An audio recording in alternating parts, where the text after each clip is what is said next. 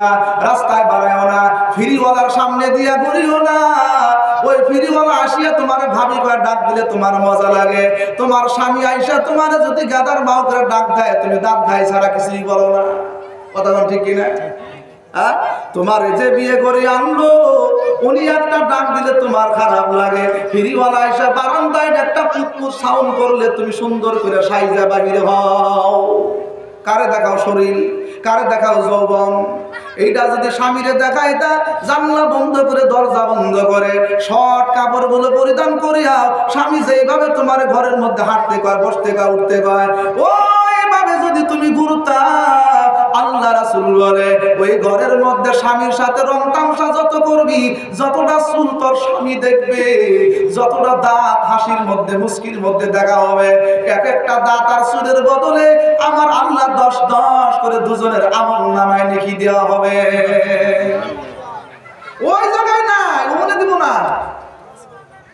স্বামী মাথার গাম পায়ে ফেলায় গোহাটি যায় মজুরি করে দেয়, আপনার 2500 3000 দেয়, ঈদের দিন কাপড় কিনে দিচ্ছে, ঈদের দিনও পিনতে না, ওটা মুসলমানের যাবো যদি সেদিন পিনবো।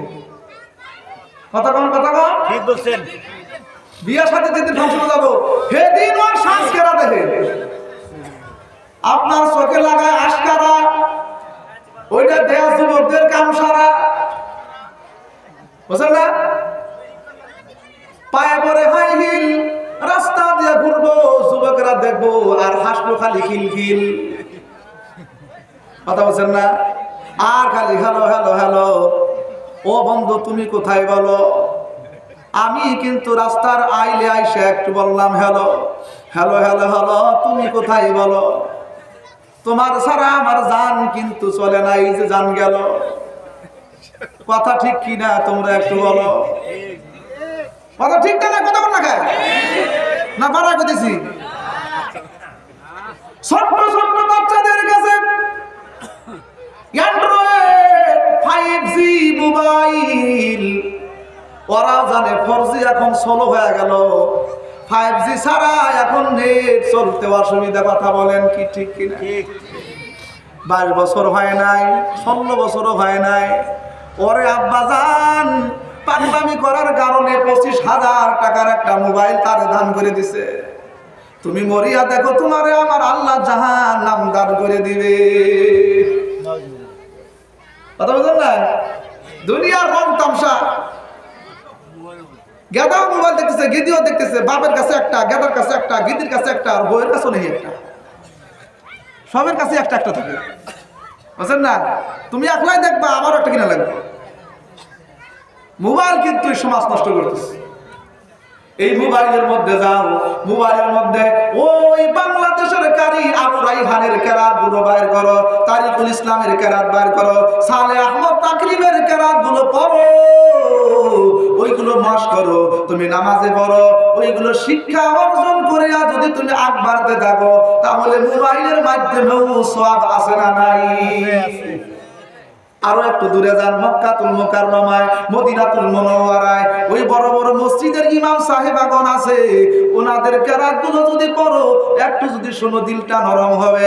রাইতে যখন ঘুমের ঘরে যাইবা, বালিশে মাথাটা দিয়ে মোবাইল যদি দেখতেই লাগে, কানের মধ্যে হেডফোন লাগাও আর না লাগাও, ইউটিউবে যায় তুমি মক্কার কারি আব্দুর রহমান as-সুদাইস মারো, মক্কার ইমাম বা মদিনার ইমাম মারো, মারতে দিরি সঙ্গে সঙ্গে ওই মোবাইলের মধ্যে মক্কা মদিনার ইমামের কেরাত চলে আসবে। আসবে না?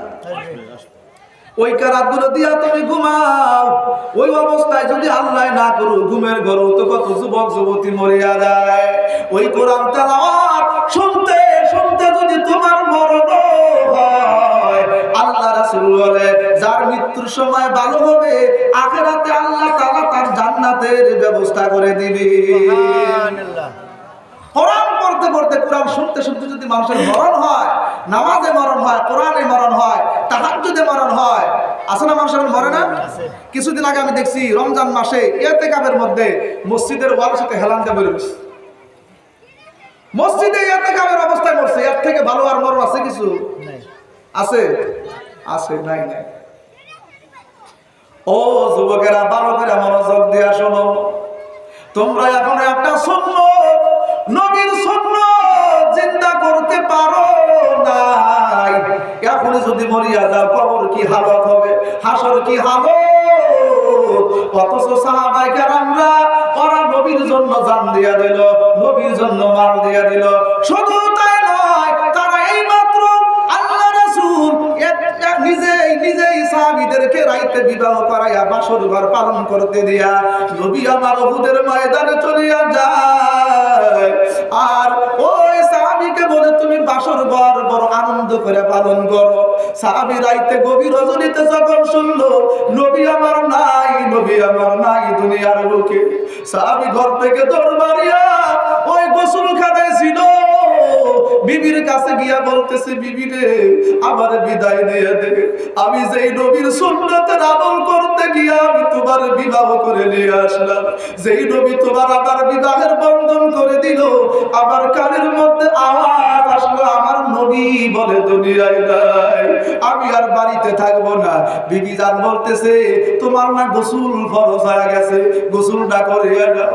ওই সাহাবী বলতেছে আমার গোসল করতে সময়ের মধ্যে যদি নবীরে না পাই আমি হানজালা কিন্তু দুনিয়ায় জান রাখবো না, আমি থাকবো না। ও বিবি বিদায় দে, বিদায় দে, আমি উহুদের ময়দানে গিয়ে আমার নবীর সাথে শহীদ হইতে চাই। উহুদের ময়দানে চলে গেল। ওই উহুদের ময়দানে ওই হানজালা যায় শহীদ হয়ে যাওয়ার পর আমার নবী দেখলো ওয়াসিনায় একজন সাহাবী আর তো জান আপনার উহুদের ময়দানে আসার লিস্টে নাম নাই। তাকায়া দেখতেছে ওই হানজালা বাসর ঘর থেকে আসিয়া উহুদের ময়দানে ঝাঁপাইয়া পড়িয়া কাফিরদেরকে শহীদ কাতল করিয়া নিজেও দুনিয়া থেকে শহীদের মর্যাদা নিয়ে অর্জন করলো। সুবহানাল্লাহ, শহীদ হয়ে গেল। ভাই কি বলে সাহাবারা শহীদ হয়ে গেল। আর আমরা দিনের জন্য একটু নিজের সজাগ থাকবো, নিজের শরীরটা আপাতত সুন্নত দিয়ে সাজাই, এই সুন্নত আমাদের মধ্যে লাগে। কুয়েটে সৌদি আরবে ওদিকে যুবকদেরকে আপনার 5 ওয়াক্ত নামাজের তাকিদ দিছে, 40 দিন তাকবীরে ওর সাথে নামাজ পড়লে সুন্দর একটা সাইকেল কিনে দেওয়া।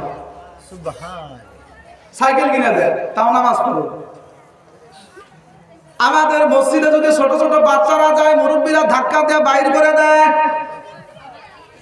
ঠিক না কাকা? ঠিক। এই যুবকেরা মসজিদের মধ্যে গিলাস এবং কাঁচ কাপড় চোপড় যদি ওলট পলট না হয়, গিলাস যদি না ভাঙে, লোটা ঘুটি এবং ট্যাপ যদি ভাঙেই না, তাহলে কেমনে বুঝবি মসজিদে ছোট বাচ্চা নামাজ পড়ছে? বুঝা যাবো কি? মসজিদের ট্যাপ তো ভাঙবো, বাচ্চা আছে যে মসজিদের মধ্যে লোটা ঘুটি এটা ভাঙবো, অন্য জায়গায় যায় থাকবো, এটা অন্য জায়গায় থাকবো, কিছু নটবট হবো। এরপর মান কি, তার মানে এই মসজিদে ছোট ছোট বাচ্চারা নামাজে আসে, ওদেরকে যদি মসজিদ থেকে ধাক্কা দিয়ে দাও, বাহির করে দাও, যা পাশে যা, পাশে যা, এবার করে দাও, করে মনে লাগে ধাক্কা। ওরা কি করে যে মসজিদে জামিনে বড় হয়ে যাবে, শয়তান পায় চান্স যে বড় হইতে হইতে আর আমি বয়াত করাই নেবো, 6 মাসে একবার এসে ডিউটি দেবো, তোমার আর মসজিদ কখন হলো। কথা খারাপ হয়েছে কি? হ্যাঁ, এমন কিছু গড়ি আছে দেখবেন 6 মাসে একবার চাবি দিলে 6 মাস একে রাহে চলে, বেড়ে লাগে। তাহলে কিছুগুলো মানুষকে শয়তান বয়াত করাইছে, ওর কাছে শয়তান থাকে না, বছরে 6 মাসে একবার এসে ওরে একবার চেক দিয়ে যায়, দিয়ে আমার বয়াতি মুরিদান ঠিক আছে কি। ভাই আলিমকে বন্ধু বানান, মাদ্রাসার খেদমত করেন, মসজিদের খেদমত করেন, ইতিমের খেদমত করেন, মিসকিনের খেদমত করেন, জান্নাত যদি পাইতেছে।